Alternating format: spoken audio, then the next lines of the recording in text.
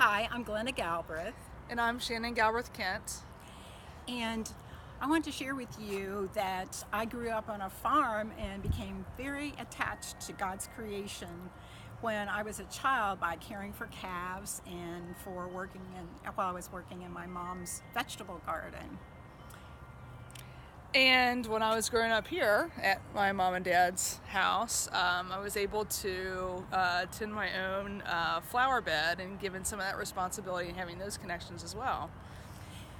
And 10 years ago, Greg Alexander, our regional minister, really inspired me to connect that love of nature and God's creation with my faith, and as a disciple to be able to do something about that. And that's why the last 10 years we've had the Green Team, and we've tried to inspire everyone else in the church to take steps towards lessening their carbon footprint.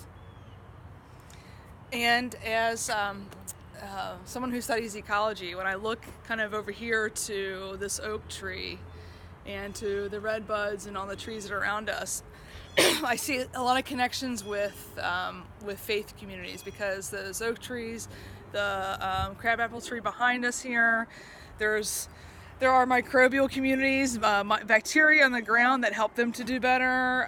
The animals, the squirrels rely on the acorns. The oaks rely on the squirrels to move those acorns. And so I see a lot of similarity and connection with regards to how maybe one tree relies on lots of different components, and there's not really that much difference from how different individuals in a church community rely on each other to help out with different outreach events and just helping to make folks live better lives.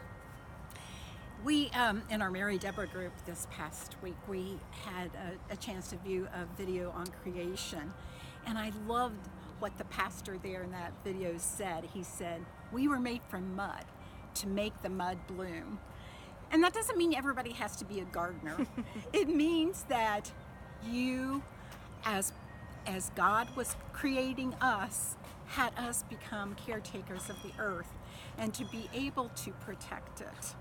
So it's so important for us to be that protector and live out our lives as disciples. And a lot of why we are, of course, interested in all of this is because the future relies on us. So the future relies on not only our faith, but on our connection to the environment to create a life, create a world that is healthy, but also sustainable, that will be here not only for us for today, but also for this guy when he's a little older. So, and for his children and his grandchildren. Yeah. So, thank you. Thank you.